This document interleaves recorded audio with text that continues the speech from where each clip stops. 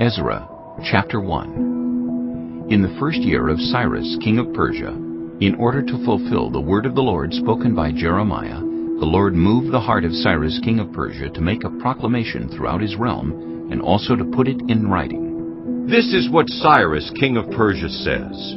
The Lord, the God of heaven, has given me all the kingdoms of the earth, and he has appointed me to build a temple for him at Jerusalem in Judah. Any of his people among you may go up to Jerusalem in Judah and build the temple of the Lord, the God of Israel, the God who is in Jerusalem, and may their God be with them. And in any locality where survivors may now be living, the people are to provide them with silver and gold, with goods and livestock, and with free will offerings for the temple of God in Jerusalem. Then the family heads of Judah and Benjamin, and the priests and Levites, everyone whose heart God had moved, prepared to go up and build the house of the Lord in Jerusalem. All their neighbors assisted them with articles of silver and gold, with goods and livestock, and with valuable gifts, in addition to all the freewill offerings. Moreover, King Cyrus brought out the articles belonging to the temple of the Lord, which Nebuchadnezzar had carried away from Jerusalem, and had placed in the temple of his God. Cyrus, king of Persia, had them brought by Mithredath the treasurer, who counted them out to Sheshbazzar, the prince of Judah.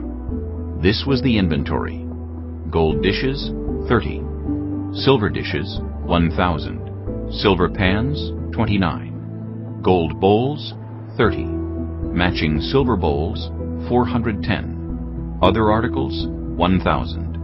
In all there were 5,400 articles of gold and of silver. Sheshbazzar brought all these along with the exiles when they came up from Babylon to Jerusalem. Chapter 2. Now these are the people of the province who came up from the captivity of the exiles, whom Nebuchadnezzar, king of Babylon, had taken captive to Babylon. They returned to Jerusalem and Judah, each to their own town, in company with Zerubbabel, Joshua, Nehemiah, Seraiah, Reelaiah, Mordecai, Bilshan, Mispar, Bigvai, Rehum, and Baanah. The list of the men of the people of Israel: the descendants of Parosh, 2,172; of Shephatiah, 372; of Era, 775; of Pahath-Moab, through the line of Jeshua and Joab, 2,812; of Elam, 1,254; of Zattu, 945; of Zakkai, 760; of Bani, 642; of Bebai, 623; of Azgad, 1,222; of Adonikam, 666; of Bigvai, 2,056; of Adin, 454; of Ater, through Hezekiah, 98; of Bezai, 323; of Jorah, 112; of Hashem, 223; of Gibbar, 95; the men of Bethlehem, 123; of Netopha, 56; of Anathoth, 128; of Asmaveth, 42; of Kiriath-Jearim, Kephirah, and Beeroth, 743; of Ramah and Geba, 621; of Michmash, 122; of Bethel and Ai, 223; of Nebo, 52; of Magbish, 156; of the other Elam, 1,254; of Harim, 320; of Lod, Hadid, and Ono, 725; of Jericho, 345; of Sineah, 3,630. The priests, the descendants of Jedaiah, through the family of Jeshua, 973; of Immer, 1,052; of Pashur, 1,247; of Harim, 1,017. The Levites, the descendants of Jeshua and Kadmiel, of the line of Hodaviah, 74. The musicians, the descendants of Asaph, 128. The gatekeepers of the temple, the descendants of Shallum, Ater, Talmon, Akab, Hatita, and Shobai, 139.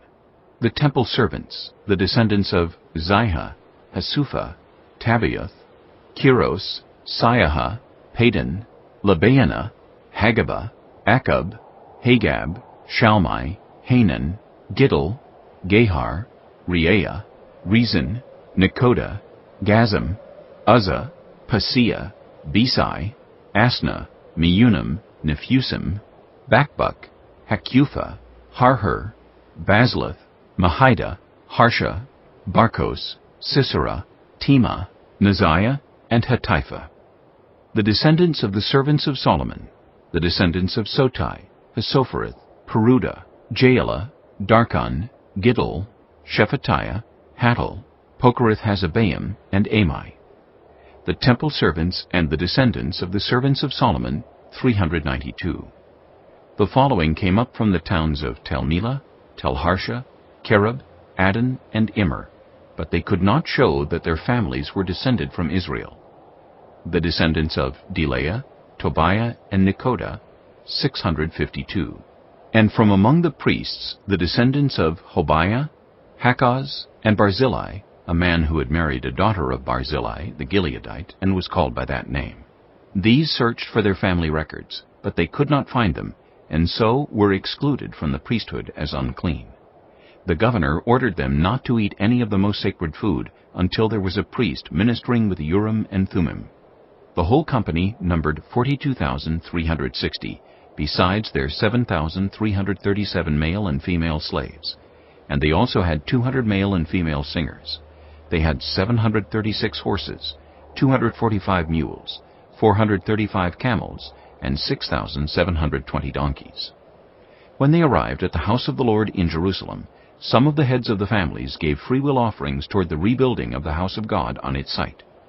According to their ability, they gave to the treasury for this work 61,000 derricks of gold, 5,000 minas of silver, and 100 priestly garments. The priests, the Levites, the musicians, the gatekeepers, and the temple servants settled in their own towns, along with some of the other people, and the rest of the Israelites settled in their towns. Chapter 3. When the 7th month came, and the Israelites had settled in their towns, the people assembled together as one in Jerusalem. Then Joshua, son of Jozadak, and his fellow priests, and Zerubbabel, son of Shealtiel, and his associates, began to build the altar of the God of Israel to sacrifice burnt offerings on it, in accordance with what is written in the law of Moses, the man of God. Despite their fear of the peoples around them, they built the altar on its foundation, and sacrificed burnt offerings on it to the Lord, both the morning and evening sacrifices. Then, in accordance with what is written, they celebrated the Festival of Tabernacles with a required number of burnt offerings prescribed for each day. After that, they presented the regular burnt offerings, the new moon sacrifices, and the sacrifices for all the appointed sacred festivals of the Lord, as well as those brought as freewill offerings to the Lord. On the first day of the 7th month, they began to offer burnt offerings to the Lord, though the foundation of the Lord's temple had not yet been laid. Then they gave money to the masons and carpenters, and gave food and drink and olive oil to the people of Sidon and Tyre, so that they would bring cedar logs by sea from Lebanon to Joppa, as authorized by Cyrus, king of Persia. In the 2nd month of the 2nd year after their arrival at the house of God in Jerusalem, Zerubbabel, son of Shealtiel, Joshua, son of Jozadak, and the rest of the people, the priests and the Levites, and all who had returned from the captivity to Jerusalem, began the work.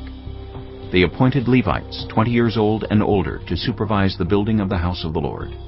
Joshua and his sons and brothers, and Kadmiel and his sons, descendants of Hodaviah, and the sons of Henadad and their sons and brothers, all Levites, joined together in supervising those working on the house of God.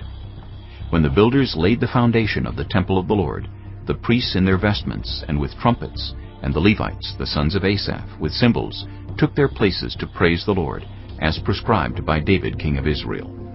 With praise and thanksgiving they sang to the Lord. He is good. His love toward Israel endures forever.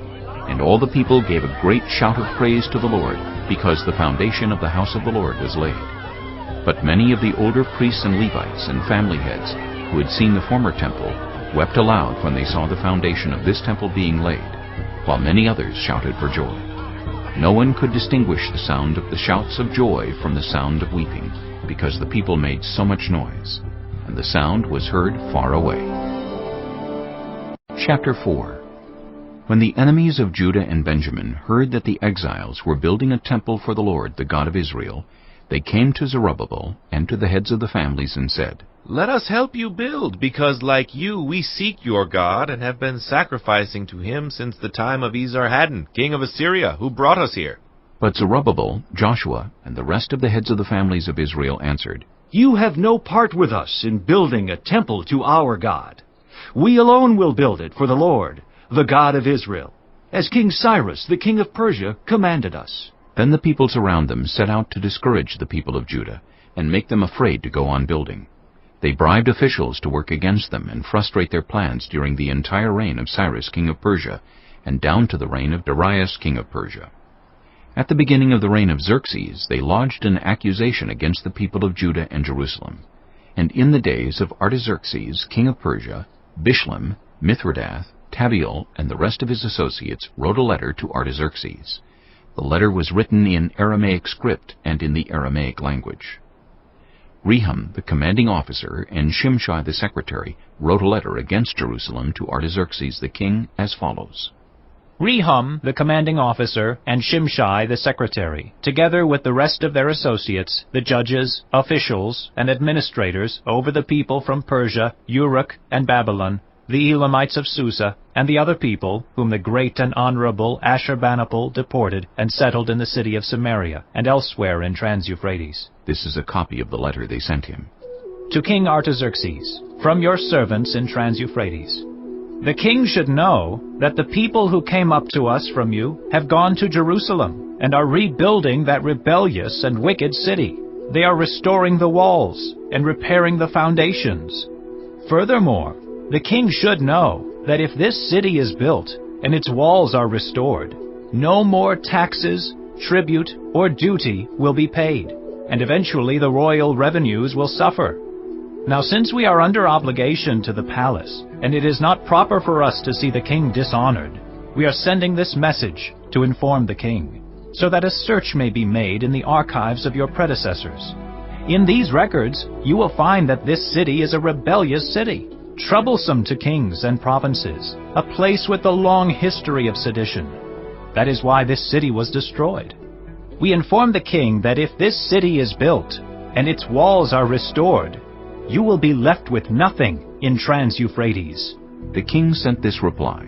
To Rehum, the commanding officer, Shimshai, the secretary, and the rest of their associates, living in Samaria and elsewhere in Trans-Euphrates, greetings.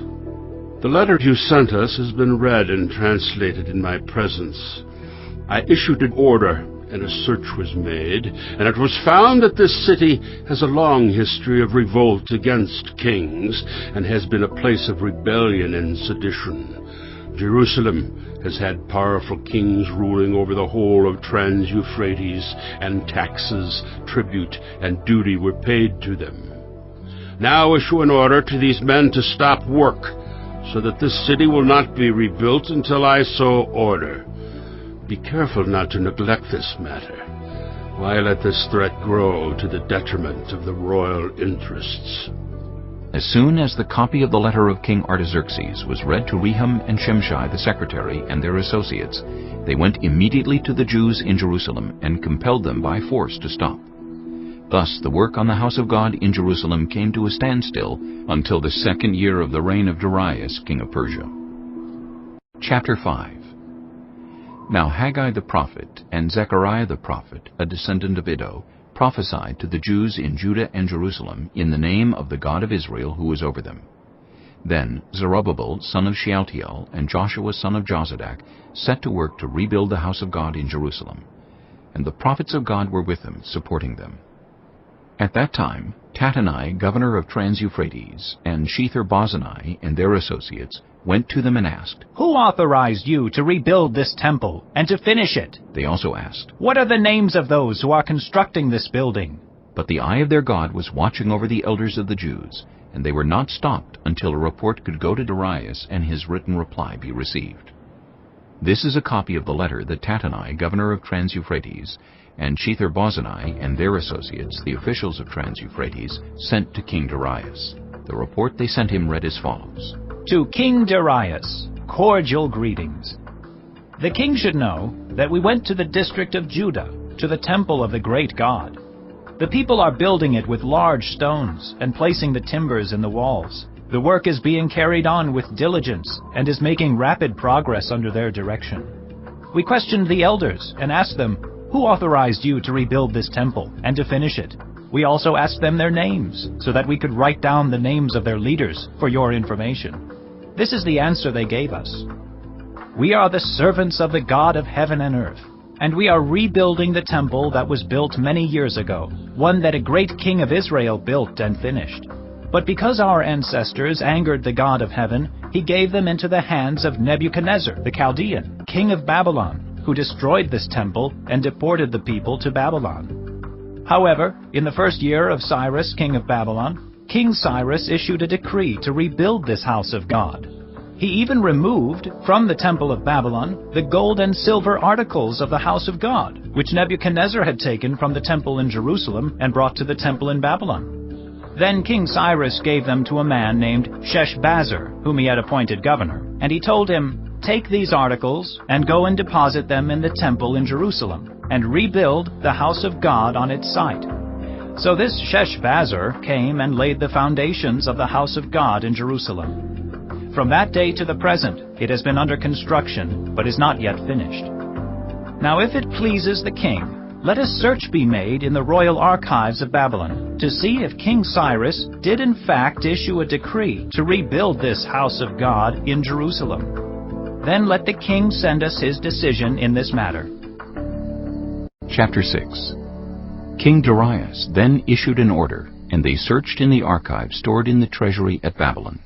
A scroll was found in the citadel of Ecbatana in the province of Media, and this was written on it. Memorandum. In the first year of King Cyrus, the king issued a decree concerning the temple of God in Jerusalem. Let the temple be rebuilt as a place to present sacrifices, and let its foundations be laid. It is to be 60 cubits high and 60 cubits wide, with 3 courses of large stones and 1 of timbers. The costs are to be paid by the royal treasury.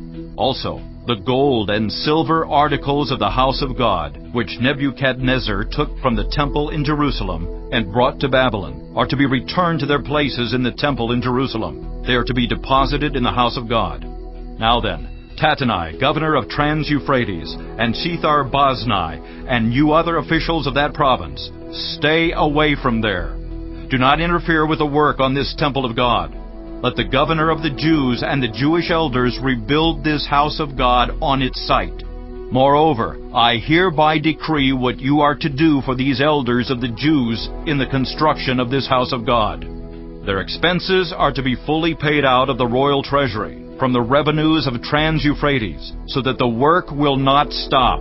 Whatever is needed, young bulls, rams, male lambs for burnt offerings to the God of heaven, and wheat, salt, wine, and olive oil, as requested by the priests in Jerusalem, must be given them daily without fail, so that they may offer sacrifices pleasing to the God of heaven, and pray for the well-being of the king and his sons. Furthermore, I decree that if anyone defies this edict, a beam is to be pulled from their house, and they are to be impaled on it. And for this crime their house is to be made a pile of rubble. May God, who has caused his name to dwell there, overthrow any king or people who lifts a hand to change this decree or to destroy this temple in Jerusalem. I, Darius, have decreed it. Let it be carried out with diligence. Then, because of the decree King Darius had sent, Tattenai, governor of Trans-Euphrates, and Shethar-bozenai and their associates carried it out with diligence. So the elders of the Jews continued to build and prosper under the preaching of Haggai the prophet and Zechariah, a descendant of Iddo. They finished building the temple according to the command of the God of Israel and the decrees of Cyrus, Darius, and Artaxerxes, kings of Persia. The temple was completed on the 3rd day of the month Adar, in the 6th year of the reign of King Darius. Then the people of Israel, the priests, the Levites, and the rest of the exiles, celebrated the dedication of the house of God with joy. For the dedication of this house of God they offered 100 bulls, 200 rams, 400 male lambs, and, as a sin offering for all Israel, 12 male goats, one for each of the tribes of Israel. And they installed the priests in their divisions, and the Levites in their groups for the service of God at Jerusalem, according to what is written in the book of Moses. On the 14th day of the first month, the exiles celebrated the Passover. The priests and Levites had purified themselves, and were all ceremonially clean. The Levites slaughtered the Passover lamb for all the exiles, for their relatives the priests, and for themselves.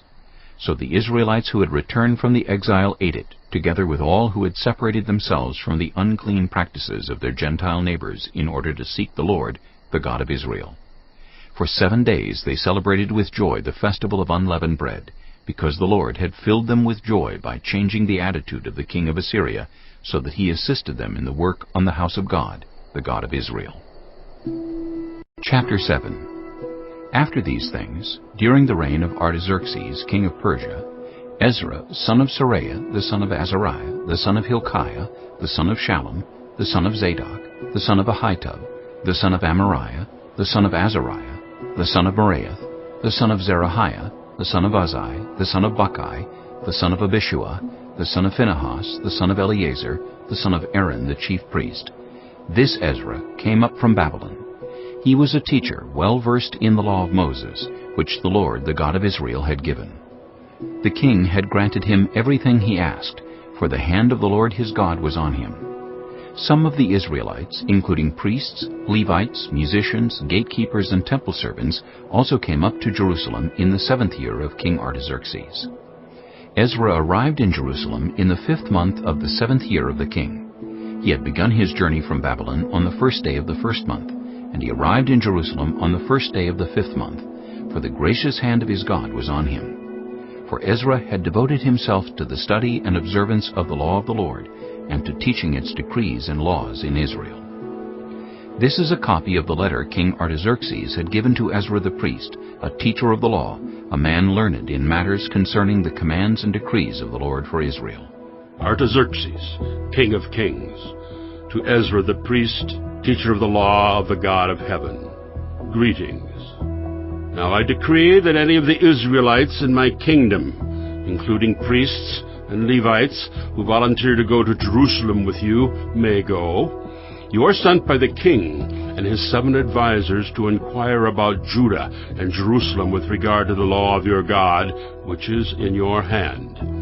Moreover, you are to take with you the silver and gold that the king and his advisers have freely given to the God of Israel, whose dwelling is in Jerusalem, together with all the silver and gold you may obtain from the province of Babylon, as well as the freewill offerings of the people and priests for the temple of their God in Jerusalem. With this money be sure to buy bulls, rams and male lambs, together with their grain offerings and drink offerings, and sacrifice them on the altar of the temple of your God in Jerusalem.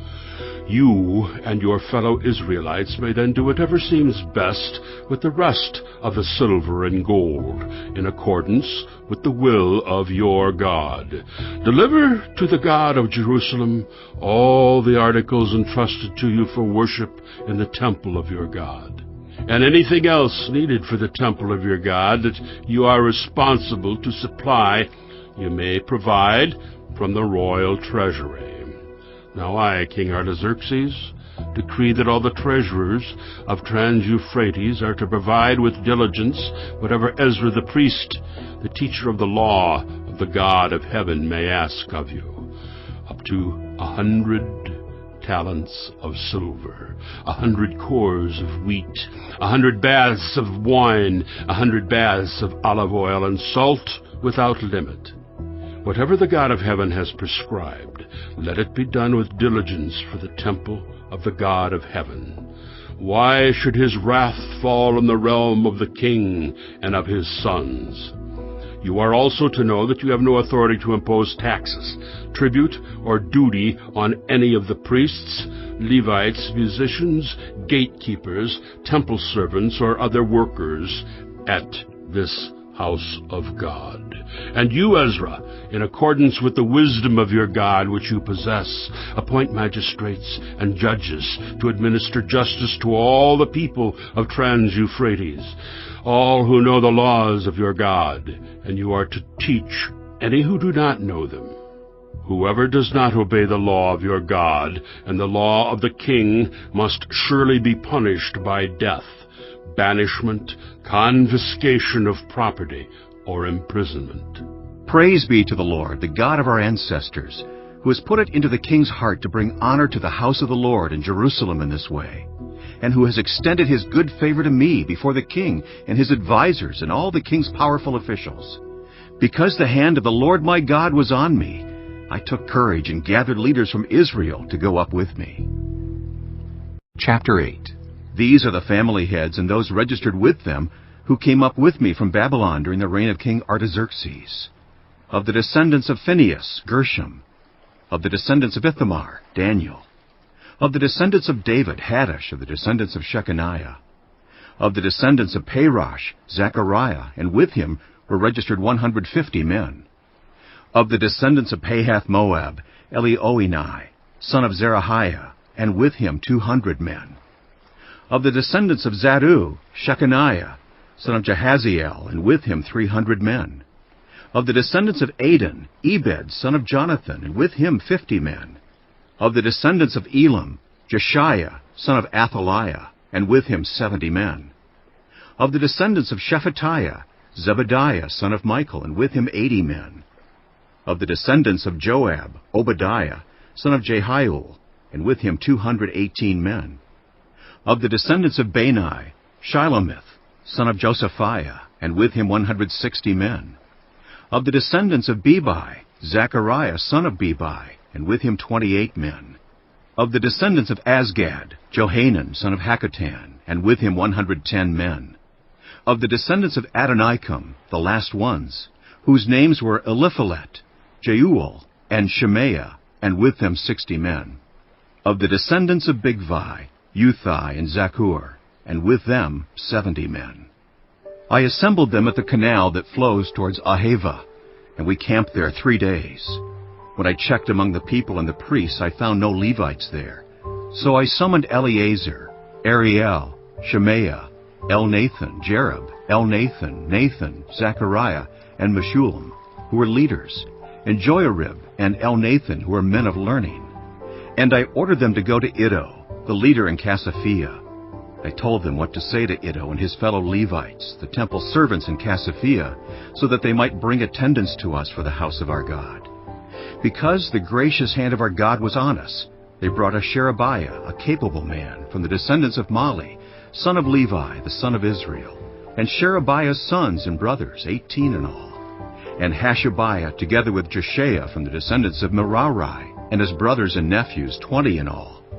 They also brought 220 of the temple servants, a body that David and the officials had established to assist the Levites. All were registered by name.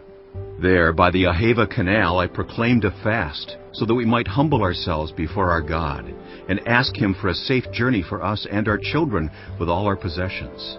I was ashamed to ask the king for soldiers and horsemen to protect us from enemies on the road, because we had told the king, "The gracious hand of our God is on everyone who looks to him, but his great anger is against all who forsake him." So we fasted and petitioned our God about this, and he answered our prayer. Then I set apart 12 of the leading priests, namely Sherebiah, Hashabiah, and 10 of their brothers. And I weighed out to them the offering of silver and gold and the articles that the king, his advisers, his officials, and all Israel present there had donated for the house of our God. I weighed out to them 650 talents of silver, silver articles weighing 100 talents, 100 talents of gold, 20 bowls of gold valued at 1,000 derricks, and 2 fine articles of polished bronze as precious as gold. I said to them, "You, as well as these articles, are consecrated to the Lord. Silver and gold are a freewill offering to the Lord, the God of your ancestors. Guard them carefully until you weigh them out in the chambers of the house of the Lord in Jerusalem before the leading priests and the Levites and the family heads of Israel." Then the priests and Levites received the silver and gold and sacred articles that had been weighed out to be taken to the house of our God in Jerusalem. On the 12th day of the first month, we set out from the Ahava Canal to go to Jerusalem. The hand of our God was on us, and He protected us from enemies and bandits along the way. So we arrived in Jerusalem, where we rested 3 days. On the 4th day, in the house of our God, we weighed out the silver and gold, the sacred articles, into the hands of Meremoth, son of Uriah the priest. Eleazar, son of Phinehas, was with him, and so were the Levites, Jozabad, son of Jeshua, and Noadiah, son of Binnui. Everything was accounted for by number and weight, and the entire weight was recorded at that time. Then the exiles who had returned from captivity sacrificed burnt offerings to the God of Israel. 12 bulls for all Israel, 96 rams, 77 male lambs, and as a sin offering, 12 male goats. All this was a burnt offering to the Lord. They also delivered the king's orders to the royal satraps and to the governors of Trans-Euphrates, who then gave assistance to the people and to the house of God. Chapter 9. After these things had been done, the leaders came to me and said, "The people of Israel, including the priests and the Levites, have not kept themselves separate from the neighboring peoples with their detestable practices, like those of the Canaanites, Hittites, Perizzites, Jebusites, Ammonites, Moabites, Egyptians, and Amorites. They have taken some of their daughters as wives for themselves and their sons, and have mingled the holy race with the peoples around them. And the leaders and officials have led the way in this unfaithfulness." When I heard this, I tore my tunic and cloak, pulled hair from my head and beard, and sat down appalled. Then everyone who trembled at the words of the God of Israel gathered around me because of this unfaithfulness of the exiles. And I sat there appalled until the evening sacrifice. Then, at the evening sacrifice, I rose from my self-abasement, with my tunic and cloak torn, and fell on my knees with my hands spread out to the Lord my God, and prayed. "I am too ashamed and disgraced, my God, to lift up my face to you, because our sins are higher than our heads, and our guilt has reached to the heavens. From the days of our ancestors until now, our guilt has been great. Because of our sins, we and our kings and our priests have been subjected to the sword and captivity, to pillage and humiliation at the hand of foreign kings, as it is today. But now, for a brief moment, the Lord our God has been gracious in leaving us a remnant and giving us a firm place in His sanctuary. And so our God gives light to our eyes and a little relief in our bondage. Though we are slaves, our God has not forsaken us in our bondage. He has shown us kindness in the sight of the kings of Persia. He has granted us new life to rebuild the house of our God and repair its ruins, and He has given us a wall of protection in Judah and Jerusalem. But now, our God, what can we say after this? For we have forsaken the commands you gave through your servants, the prophets, when you said, 'The land you are entering to possess is a land polluted by the corruption of its peoples. By their detestable practices they have filled it with their impurity from one end to the other. Therefore, do not give your daughters in marriage to their sons, or take their daughters for your sons. Do not seek a treaty of friendship with them at any time, that you may be strong and eat the good things of the land, and leave it to your children as an everlasting inheritance. What has happened to us is a result of our evil deeds and our great guilt. And yet, our God, you have punished us less than our sins deserved, and have given us a remnant like this. Shall we then break your commands again and intermarry with the peoples who commit such detestable practices? Would you not be angry enough with us to destroy us, leaving us no remnant or survivor? Lord, the God of Israel, you are righteous. We are left this day as a remnant. Here we are before you in our guilt, though because of it, not one of us can stand in your presence." Chapter 10. While Ezra was praying and confessing, weeping and throwing himself down before the house of God, a large crowd of Israelites, men, women, and children, gathered around him. They too wept bitterly. Then Shechaniah, son of Jehiel, one of the descendants of Elam, said to Ezra, "We have been unfaithful to our God by marrying foreign women from the peoples around us. But in spite of this, there is still hope for Israel. Now, Let us make a covenant before our God to send away all these women and their children, in accordance with the counsel of my Lord and of those who fear the commands of our God. Let it be done according to the law. Rise up. This matter is in your hands. We will support you. So take courage and do it." So Ezra rose up and put the leading priests and Levites and all Israel under oath to do what had been suggested, and they took the oath. Then Ezra withdrew from before the house of God and went to the room of Jehohanan, son of Eliashib. While he was there, he ate no food and drank no water, because he continued to mourn over the unfaithfulness of the exiles. A proclamation was then issued throughout Judah and Jerusalem for all the exiles to assemble in Jerusalem. Anyone who failed to appear within 3 days would forfeit all his property in accordance with the decision of the officials and elders, and would himself be expelled from the assembly of the exiles. Within the 3 days, all the men of Judah and Benjamin had gathered in Jerusalem, and on the 20th day of the 9th month, all the people were sitting in the square before the house of God, greatly distressed by the occasion and because of the rain.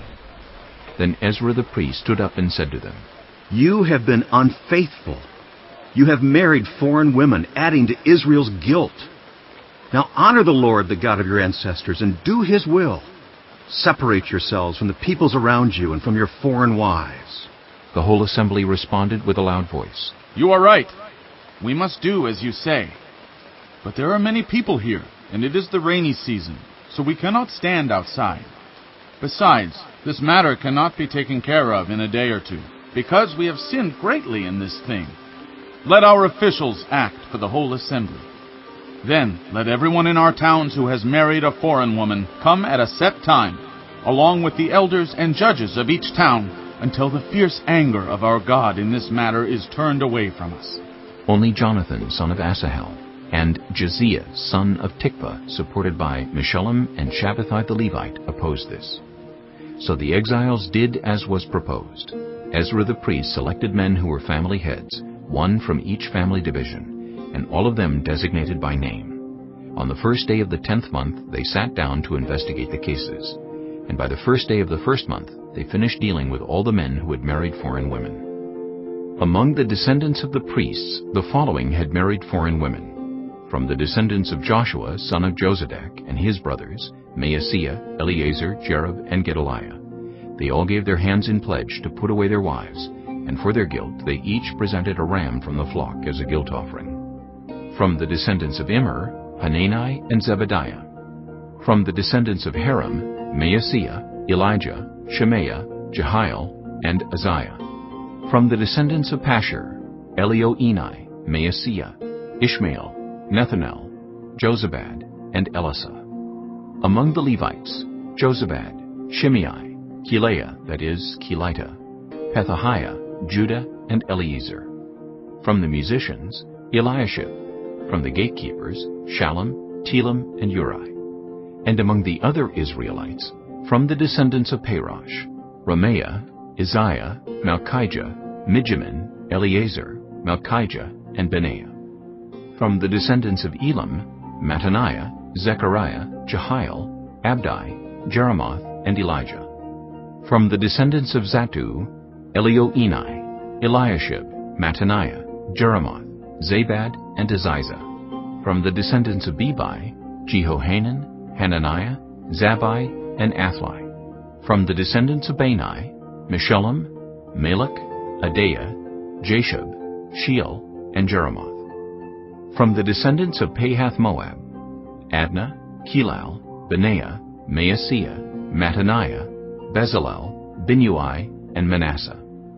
From the descendants of Haram, Eliezer, Ishijah, Malchijah, Shemaiah, Shimeon, Benjamin, Malach, and Shemariah. From the descendants of Hashem, Mattani, Mattata, Zabad, Eliphalet, Jeremiah, Manasseh, and Shimei. From the descendants of Bani, Maadai, Amram, Uel, Benaiah, Bediah, Keluhi, Benaiah, Meremoth, Eliashib, Mattaniah, Mattani, and Jaasu. From the descendants of Binnui, Shimei, Shelemiah, Nathan, Adaiah, Machnadabai, Shashai, Sherai, Azrael, Shelemiah, Shemariah, Shallum, Amariah, and Joseph. From the descendants of Nebo, Jeiel, Mattithiah, Zabad, Zabina, Jaddai, Joel, and Benaiah. All these had married foreign women, and some of them had children by these wives.